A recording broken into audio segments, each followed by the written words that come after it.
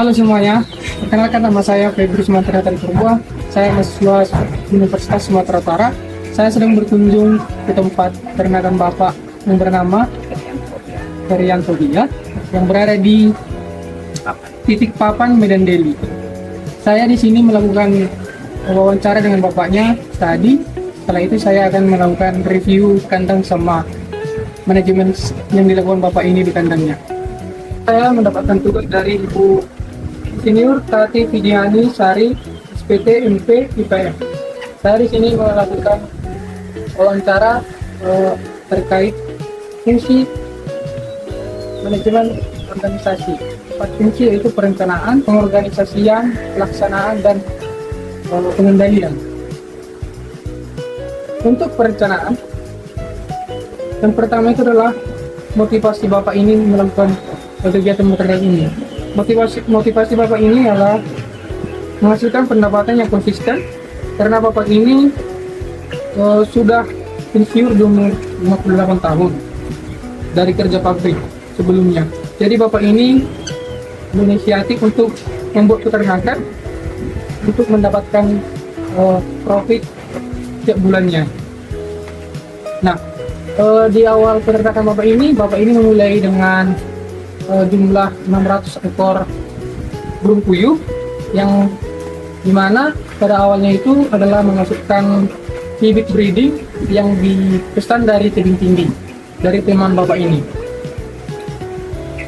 Bibit yang dipesan ini umurnya sekitar 2 hari langsung dimasukkan ke kandang, dan setelah itu akan vaksin gitu supaya tidak sakit.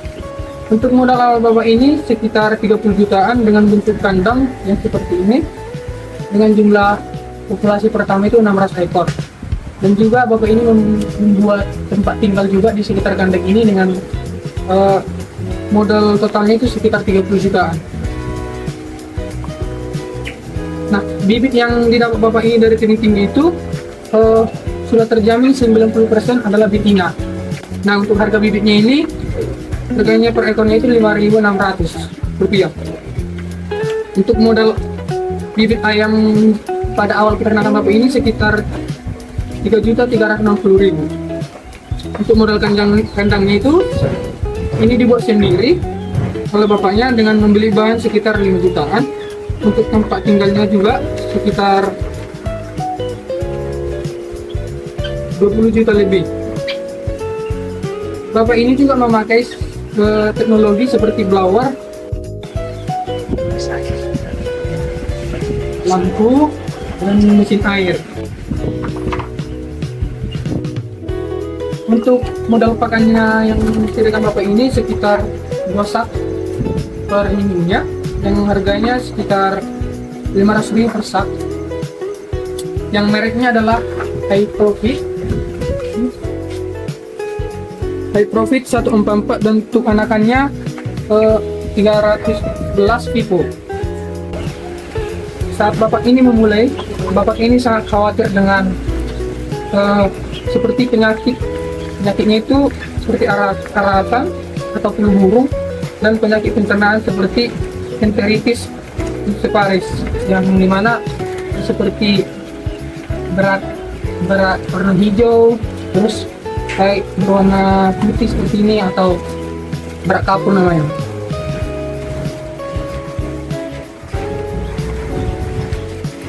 Jadi Bapak ini belajar beternak itu dari kawannya yang berada di tebing tinggi. Bapak ini sangat memprioritaskan kegiatannya setiap hari karena memelihara burung puyuh ini sangat sulit juga. Sekarang saya akan menjelaskan fungsi pengorganisasian yang dilakukan Bapak ini di peternakannya. Yang pertama, peternakan Bapak ini tidak membuat struktur organisasi yang spesifik. Organisasinya hanya ada Bapak dan istrinya sebagai owner dan membantu pekerjaannya. Bapaknya juga sebagai pekerjanya. Sistem pelaporan pelaksananya dilakukan secara langsung antara ibu dan bapaknya. Untuk penentuan job tidak ada yang spesifik atau sifatnya elastis antara bapak dan ibunya. Artinya bapaknya boleh saja juga mengambil telur dan memasukkannya ke papan telur. Ibunya juga boleh saja membersihkan kandang. Nah, sekarang saya akan menjalankan fungsi pelaksanaan di peternakan bapak ini. Yang pertama itu manajemen bibit. Bibit pada kandang ini akan diganti secara bertahap karena umur setiap burung puyuh di sini itu berbeda antara yang di bagian sini dan di bagian sini. Misalnya di bagian sini itu umurnya sekitar 40 sampai 50 hari, di sini 60 sampai 50 hari, dan di sebelah sana sekitar 1 sampai 1,5 tahun.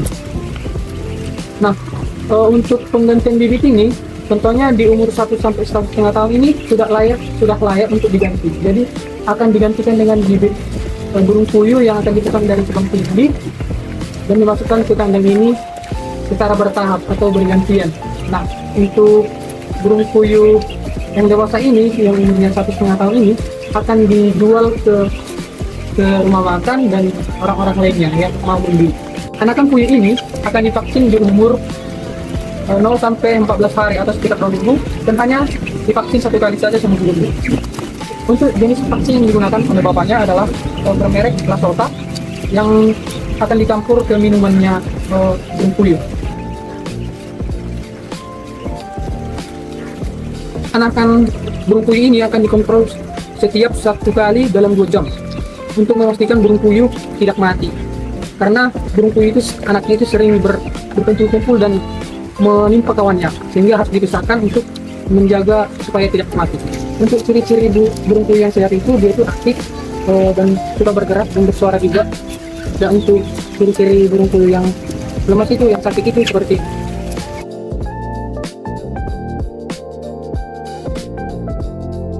untuk burung puyuh yang sakit ini akan diberikan obat seperti vitamin tepung, dan hewan sakit ini akan dikarantina selama 7 hari hingga 14 hari sampai pulih. Kalau tidak sembuh atau mati akan dibuang dan ditanam. Untuk manajemen pakannya, pakan yang dimiliki bapak ini mereknya itu High Profit 144 dan 311 tipe. Untuk High Profit itu untuk pakan burung puyuh yang dewasa, dan 311 tipe itu untuk burung puyuh anakan. Bapak ini akan menyimpan 2 karung pelet setiap minggunya. Harganya itu sekitar 500.000 per sak. Pelet ini akan dicampur dengan dedak sebagai pakan tambahan. Untuk harga dedaknya itu sekitar 3.500 per kilo. Gunanya itu untuk mengurangi biaya pakan atau jumlahnya dalam seminggu itu bisa diberikan kepada burung puyuh itu sekitar 50 kg per minggu. Bapak ini memilih merek tersebut karena pelet itu tinggi protein. Bapak ini juga mencampurkannya dengan mineral. Tujuannya itu bermanfaat untuk memperkuat ketangkan telur. Pemberian pakan ini dilakukan 2 kali sehari pada jam 8 pagi dan 5 sore untuk burung puyuh dewasa. Untuk burung puyuh anakan itu pemberian pakannya itu sekitar 1 kali dalam 2 hari. Karena burung puyuh anakan itu belum banyak makan. Yang bertanggung jawab memberi pakan tersebut adalah bapak dan ibunya secara bergantian. Saat pakannya tidak tersedia itu di toko, bapak ini akan memilih merek yang lain seperti contohnya SP22 dan PP3. Untuk manajemen kandangnya, setiap harinya bapak ini membersihkan kandang. Suhu pada kandang ini diatur dengan sistem ventilasi dan blower untuk membuat sirkulasi udara. Kandang akan diperiksa 1 kali sebulan untuk mengecek apakah kandangnya sudah rusak atau tidak. Untuk kotoran burung puyuhnya akan dikumpulkan oleh bapak dan ibunya. Nah, untuk kotoran ini akan diberikan ke masyarakat. Nah, bapaknya itu berprinsip kotoran ini asalkan terangkut aja udah senang gitu. Tapi ini tidak perlu memberikan harga untuk kotoran ini untuk dijual ke masyarakat. Jadi intinya bapak ini membantu masyarakat juga. Jadi untuk pembersihan kandangnya itu dilakukan 1 kali sebulan dan akan langsung diperbaiki di bulan tersebut. Kandang ini kita buat 5 tingkat, tapi ini nerenya ini ada 3 cm dari atas ini. Kenapa dia 3 cm? Supaya telurnya langsung penuh kemarin. Nah, seperti ini ya, telurnya jatuh, dan tingginya ini adalah hanya seberapa senti. Dan satu kandang ini, satu lubang ini dimuat 30 ekor. Nah, 30 ekor, berarti satu kandang ini semua 5 lubang 150 ekor. Kenapa harus 30 ekor? Karena burung puyuh ini dia tidak boleh banyak bergerak. Nah, tapi kalau dia agak padat, pergerakannya tidak sebebas mungkin. Tapi kalau terlampau dia banyak bergerak, bisa mengurangi keteloran. Nah, telurnya bisa mengurangi. Tapi kalau dia padat, kurang pergerakan, tapi itulah menghasilkan dia terus bertelur. Jadi untuk ini Pak, minumnya pada umumnya seperti ini. Ini, Selang harga. iya minumnya ini, sini deh, minumnya ini, coba. Nah, minumnya ini memang ini kayak seperti otomatis, ya. Dia mengalir dari atas, nah, langsung turun ke selang ini, dan ini adalah jalan sendiri. Jalan sendiri, kita tidak hanya kita tambah-tambah air di atas. Mengalir dia secara otomatis semua kandang-kandang itu. Oke Pak. Sekarang untuk manajemen kesehatan ternaknya, burung puyuh ini akan setiap hari diobservasi oleh bapaknya, lihat kondisinya. Kalau ayamnya sakit, dikarantina dan diobati oleh bapaknya. Karantinanya itu dilakukan 7 hingga 14 hari. Nah, untuk burung yang lainnya itu yang tidak sakit itu dilakukan penyemprotan desinfektan untuk mencegah penyebarannya. Untuk manajemen produksinya, burung puyuh ini bertelur 1 kali sehari. Nah, jumlah populasinya itu sekitar 3.000 ekor, dan untuk telurnya itu seharinya itu mencapai 3.000 butir. Nah, untuk telurnya itu tidak disortir oleh bapaknya untuk memilih kualitas yang lebih baik atau tidak seperti itu, namun langsung dikemas saja ke dalam papan telurnya. Dan telur rusak itu dan tidak layak itu biasanya akan diganti oleh bapaknya. Nah, selanjutnya adalah manajemen pemasaran yang dilakukan oleh bapaknya. Nah, telur itu akan dijual per hari. Jumlah telur yang dijual itu kan 3.000 telur per hari. Nah, untuk harga 3.000 telur ini itu harganya itu 1.200.000. Telur ini dulunya dipasarkan langsung oleh bapaknya ke orang-orang atau ke pasar langsung. Nah, sekarang itu karena populasinya sudah banyak, sekitar 3.000 ekor. Nah, untuk telur ini langsung dijemput oleh pelanggan bapak ini karena sebelumnya sudah melakukan perjanjian. Bapak ini tidak memiliki pesaing di daerah ini, jadi permintaan pasar di sini itu tinggi, sehingga untuk telur ini akan kurang untuk mencukupi permintaan di pasar. Untuk manajemen tenaga kerjanya itu, bapak ini tidak memiliki pekerja atau karyawan yang langsung digaji oleh bapaknya, tapi dilakukan pekerjaan ini dilakukan oleh bapak dan ibunya secara bergantian. Semua pelaksananya itu langsung dikontrol juga oleh bapaknya. Untuk fungsi manajemen organisasi yang keempat itu adalah pengendalian. Nah, bapak ini melakukan evaluasi mandiri.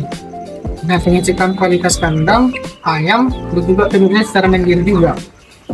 Untuk standar keberhasilan yang diharapkan bapak ini adalah burung itu tidak ada yang sakit, tidak ada yang mati. Untuk produksi telurnya itu konstan setiap hari sekitar 3.000 butir, dan untuk pengecekan kandangnya juga bapak ini berharap bahwa untuk kandang itu tidak ada yang rusak. Nah, bapak ini juga melakukan evaluasi produksi, pakannya dan pemasarannya, dan pengendalian kandang, dan juga SOP kerja dilakukan oleh bapak. Jadi teman-teman, dapat disimpulkan bahwa peternakan Bapak Arianto ini sudah menerapkan beberapa fungsi manajemen, yaitu perencanaan dan fungsi manajemen pelaksanaan, seperti manajemen bibit, manajemen pakan, manajemen kandang, produksi, dan pasar.